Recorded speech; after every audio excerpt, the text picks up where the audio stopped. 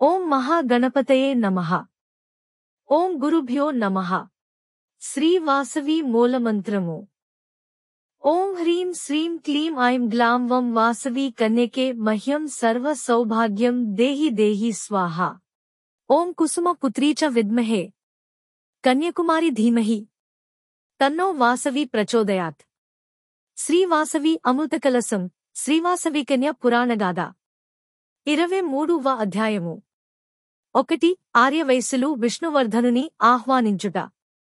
విష్ణువర్ధన చక్రవర్తి ఆగమన వార్త విని కుసుమ శ్రేష్ఠి తదితర వైశ్యులు పురప్రముఖులు సంతోషించిరి. వెంటనే వారందరూ ఆనందోత్సాహములతో మంగళ తూర్యారావములతో బంగారు గొడుగులతో ముత్యాల హరములతో చక్రవర్తిని దర్శించిరి. రత్న వజ్ర వైడూర్యములను పరిమళభరిత సుగంధ ద్రవ్యములను పట్టు పీతాంబరములను కానుకలుగా సమర్పించిరి. విష్ణువర్ధనుని సకల రాచమర్యాదలతో బంగారు పల్లకిలో నృత్యగానములతో పెనుగొండ నగరమునకు తోడ్కుని వెళ్ళిరి. విష్ణువర్ధనుడు మంత్రి, సేనాపతి, దళాధిపతులతో మరియు సేనాసమూహములతో ఆనందోత్సాహముల పెనుగొండ నగర ప్రవేశము గావించెను. కుసుమశ్రేష్ఠి చక్రవర్తికి సకల కనకతోరణాలంకారముల నొప్పు మహాసౌధమున చక్రవర్తికి విడది ఏర్పాటు చేసెను. 2. శ్రీ వాసవి కన్య వన విహారము. విష్ణువర్ధనుని విడది సమీపముననే అతి మనోహర సుందర ఉద్యానవనము గలదు. అయ్యది సెలయేటి, గలగలల జాజి, మల్లె, విరజాజి, సంపెంగ, కనకాంబర పొన్న, మనోరంజన, సౌగంధికా దమన పుష్ప పరిమళ భరిత మలయ మారుత వీచికలతో అలరుచుండెను. అందు తూర్పున శ్రీనగరేశ్వర స్వామి దేవాలయము సువిశాల ప్రాంగణమున అలరారుచుండెను. శ్రీవాసవి కన్య నగేశ్వర స్వామికి భక్తి శ్రద్ధల పూజలు నిర్వహించుట నిత్యకృత్యము.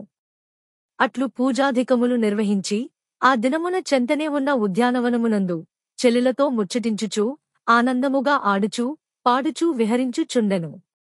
ఆ సమయమున విష్ణువర్ధనుడు తన విడదిలో హంసతూలికా తల్పమున విలాసముగా శయనించియుండెను. అప్పుడు శ్రీవాసవి కన్య ఉద్యాన వనమున తన చెల్లులతో విహరిస్తూ ఆలపించు మధురగానము వినిపించెను. అది విని విష్ణువర్ధనుడు పులికి పడిలేచి, ఆహా! ఈ గానము ఎంత మధురముగా నున్నది! అచ్చముగా తనకు ప్రతిరాత్రి వినిపించు గానము వలెనున్నది కదా యని సౌధగవాక్షము నుండి వీక్షింపసాగెను. సౌధ సమీప ఉద్యానవనమునందు స్వేచ్ఛగా సంతోషాతిశయమున పాడుచూ చెంగు చెంగున ఎగురుచూ మానస సరోవర విహంగము వలె విహరించూ శ్రీవాసవి కన్యను జూచి ఆశ్చర్యచకితుడాయెను. ఈ అతిలోక సుందరి ఎవరై ఉండును? ఎవరైనా నేమి, నా చిరకాల స్వప్నసుందరి నేటికి గానిపించినది. ఇక జాగుచేయక తక్షణము ఆమెను వివాహమాడ నిశ్చయించుకునెను. ఆ వెంటనే తన భటులను పిలిపించి ఆ సుందరి వివరములను తెలుసుకుని రండని పంపెను. వారు సత్వరమున వెళ్లి ఆమె పెనుగొండ నగరస్వామి కుసుమశ్రేష్ఠి గారాల కూతురు శ్రీవాసవి కన్యయని చక్రవర్తికి విన్నవించిరి. 3. విష్ణువర్ధనుడు మంత్రితో సమాలోచన. శ్రీవాసవ కన్య వివరములు తెలిసి నప్పటినుంచి విష్ణువర్ధనుడు ఆమెను అనుక్షణము తలచుకునుచు నిద్రాహారములు సహించక విచారగ్రస్తుడాయెను. వెంటనే మంత్రి విక్రమసింహుని పిలిపించి ఏకాంతమున తన మనోవృధను ఇట్లు వెల్లడించెను. మంత్రివర్య, ఈ భూమండలమునకు చక్రవర్తినైన నా హృదయమును ఈ వాసవి కన్య హరించినది. ఆమెను చూడలేక విరహమును భరింపజాలకున్నాను. మీరేదో విధముగా కుసుమ శ్రేష్ఠితో కలసి చర్చించి ఒప్పించి నాకు ఆమెతో వివాహము జరిపించవలెను. అట్లుగానిచో నేను మీకు లేను, మీరు నాకు లేరు. నా ప్రాణములు విడిచెదనెను. ప్రభూ, పరాక్రమవంతులు, చక్రవర్తులైన మీరు ఒక కన్యకకే వగచ నక్కరతేదు.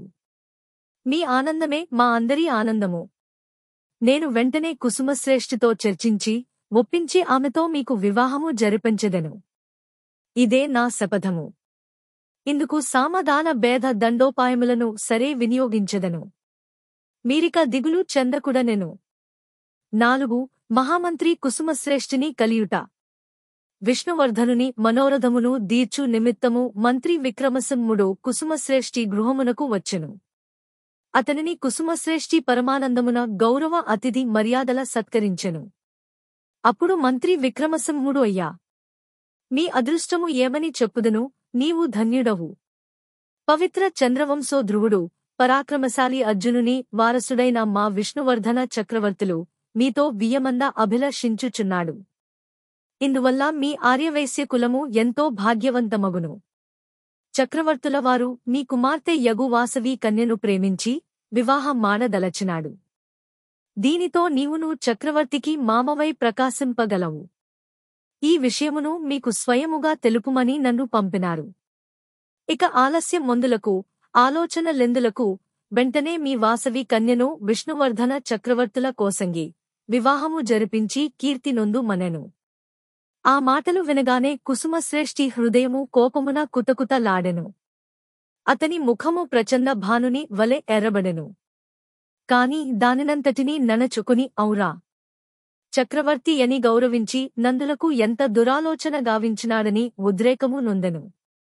దీని నంతయు గమనించిన కౌసుంబి బయట కరదించి అయ్యా మంత్రివర్య, మీరు రాజునకు మంచి సలహాల నివ్వవలెనుగాని ఇట్లు రాతగునా?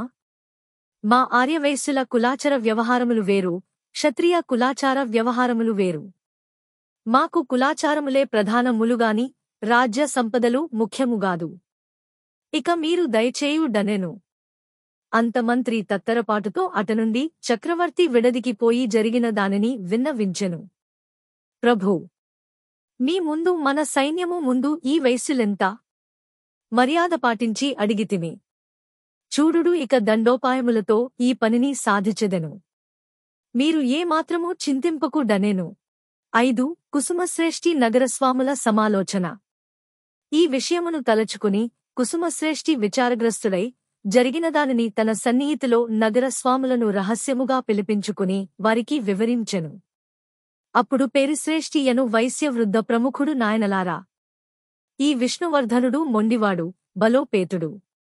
అంతేగాక చతురంగ బలములతో మన నగరమున ప్రవేశించియున్నాడు.